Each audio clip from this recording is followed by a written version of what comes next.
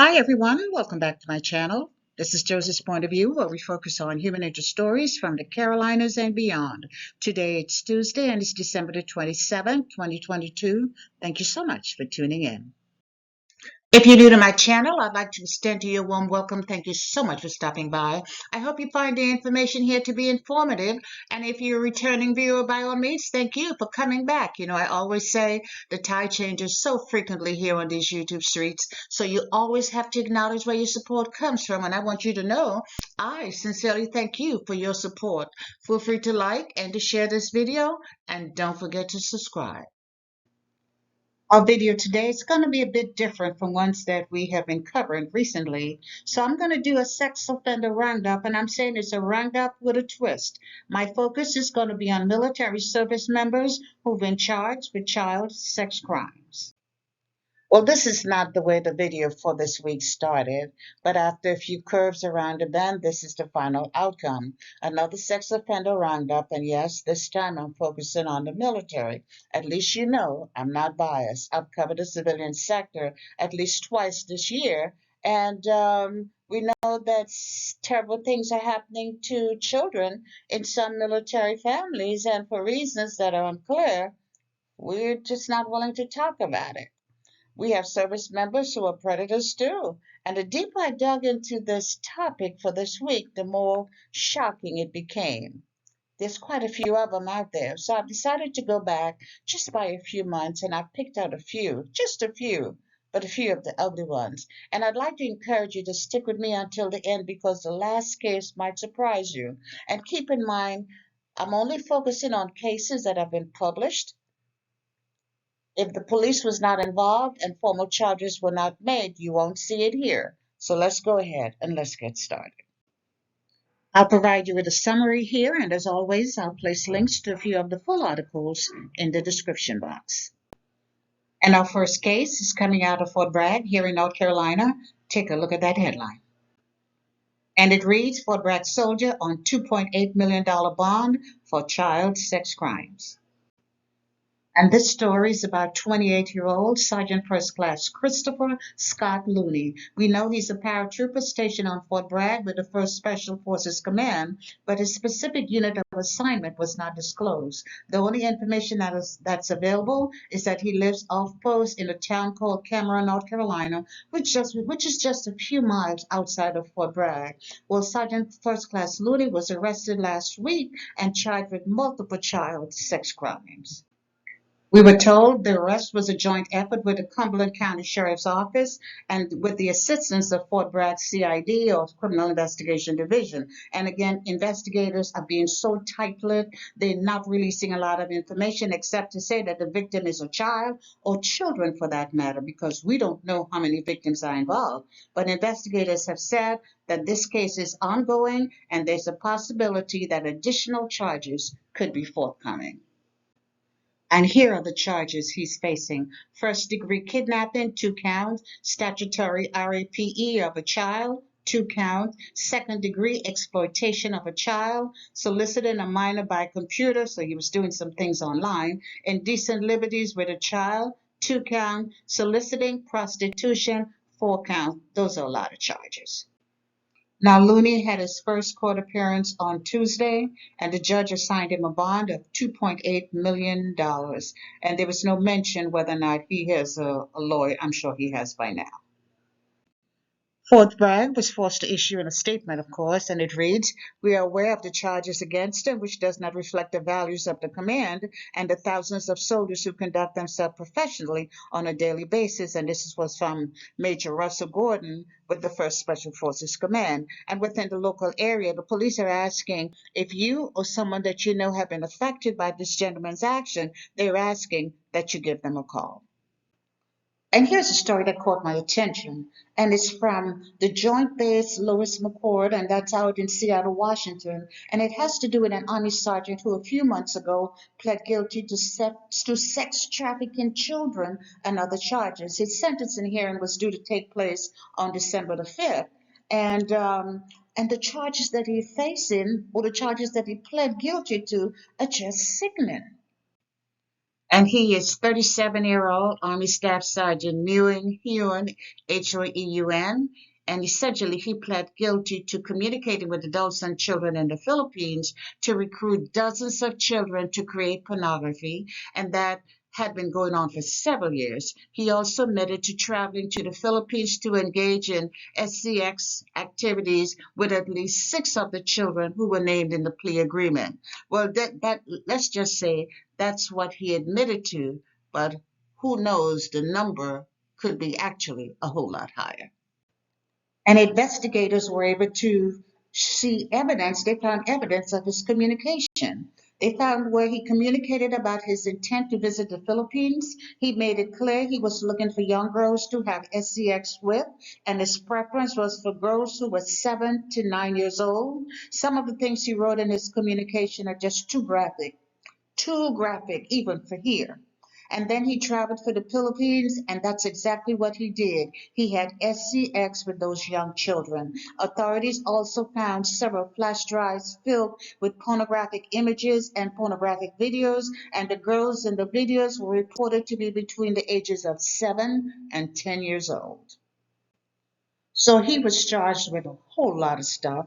And as you know, when it gets to a plea agreement, many of those charges are watered down. But this summer, he eventually pled guilty to one count of sex trafficking children, one count of production of pornography, and one count of sexual activity in a foreign place. I can't believe that's all the charges he faced. But you know, with a plea agreement, that's what happens.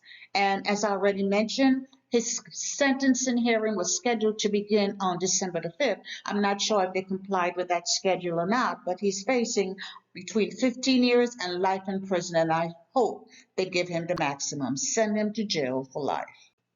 Now, moving on to Newport News, Virginia, where a senior Air Force service member was convicted of child pornography charges, and the date of this report was November the 29th, so I'm bringing you all current cases.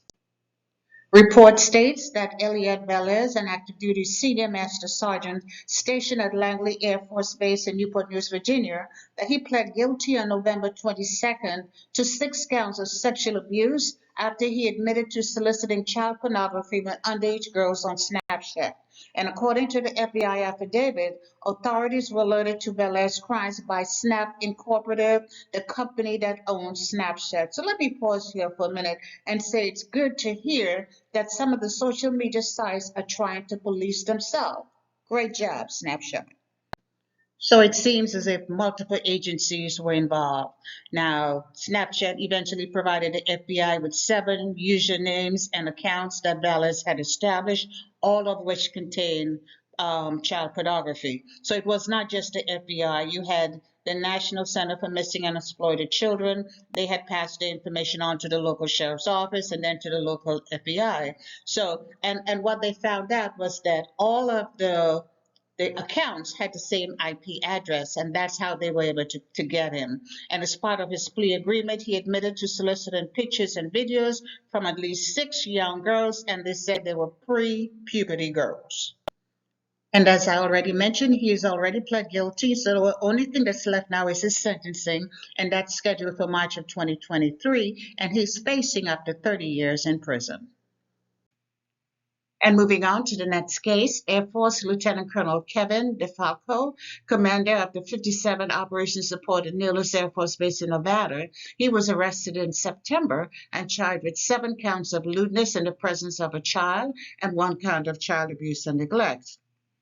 The victim reported to a counselor that DeFalco had abused her over a 6-month period, sexually abused her over a 6-month period. Ironically, this abuse had been reported to authorities in another location, and the charges were ignored.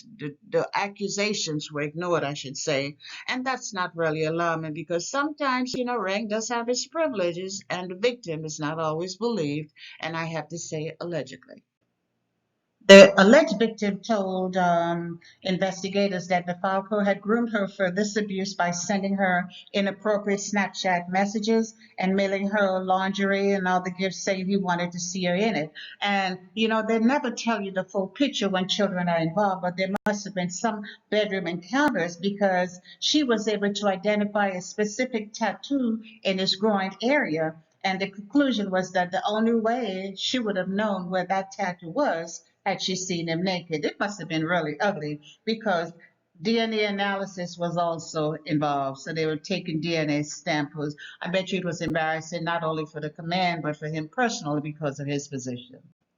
So DeFalco was arrested at his home in September and was charged with multiple child sex crimes, and he was able to post bail the following day. And as expected, that same day he was relieved of command, and I know he has already had his first court appearance. I'm moving right along to Madison, Wisconsin, where this 25-year-old Navy recruiter was arrested and charged with having sexual contact with the high school students. Investigators say Brian Bradley Hubbard used his position as a recruiter to gain access to the students and to commit his crimes. They say multiple girls reported to police on his inappropriate behavior. Also, he was having conversation with the girls on Snapchat where he allegedly told them he was 18 years old. And the conversation ranged from relationship building to sexual requests. Police accused him of having sex with two of the girls and attempted sexual contact with a third. So not only was he arrested, he was removed from his assignment as a high school recruiter. And of course, they confiscated his cell phones and his computers. So he was booked on 4 counts of child enticement and 3 counts of sexual activity with a child. And there's no doubt if he's found guilty, he's going to have to do some jail time. And of all the cases I'm sharing with you today, this is by far the worst. Fort Campbell soldier and his wife gets jail time for child pornography. So the soldier is Robert Atkins, age 47, an Army Staff Sergeant working as an automated logistical specialist at Fort Campbell, and his wife, 38-year-old Kara Atkins, and they were both living in Clarksville, Tennessee. Well, both are now serving time in federal prison. I could not find a picture of Robert Atkins, but here's his wife, Kara, and I am so disgusted with her that I want everybody to see what she looks like. And it was a cyber tip from the National Center for Missing Unexploited Children that set up the alarm in this case. But investigators say that in this case, it was horrendous, but they never expected to see what they found. According to the arresting information, the Atkins used a texting application to communicate with each other while the wife lived in Tennessee and the husband was deployed overseas. I believe one report stated he was deployed to Korea, so he was an assignment, military assignment, stationed in Korea. Both of them discussed engaging in sexual activity with 5 children they had access to at various times. And listen carefully, their conversation included prior, current, and future sexual abuse of the children, and the conversations were detailed and explicit. Investigators said there were hundreds of pages of communication between Robert Atkins and his wife, Kara. And during these conversations, Kara Atkins sent her husband several images of her sexually abusing a young child. So she was producing the child porn in her home, and with her in a starring role, and then sending it overseas. I wonder whose children or whose child that was. I hate to even entertain the idea. So she took this child sex porn and sent it to her husband. And after reviewing these images, Robert Atkins requested more explicit images of the child and expressed his desire to engage in more sexual exploitation of children. And they were found with lots of images. Kara Atkins was in possession of several hundred images of child sexual abuse, and her husband Robert, he had a total of 92 images. The sexual images included infants, toddlers, and pre-puberty teens. And when all of this came to light, the Army got rid of him. He was discharged. And several agencies were involved in making this couple get prosecuted.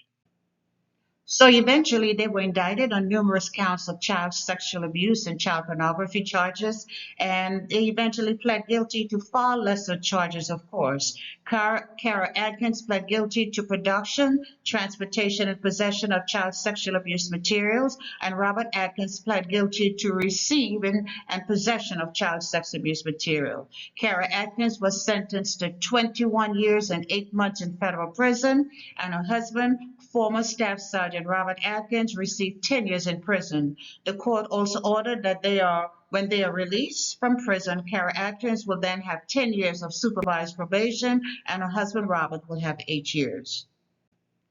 And about now, I don't know about you, but I've certainly had enough.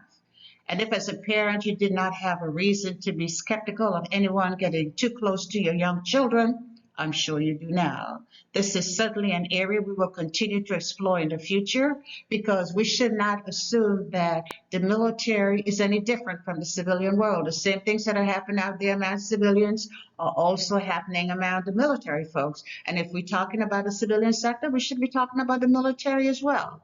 So we'll stop here for now, and we'll pick up again in the new year. So stay tuned. And that's all I have for you right now. Feel free to leave me a comment below and let me know what you think about this video.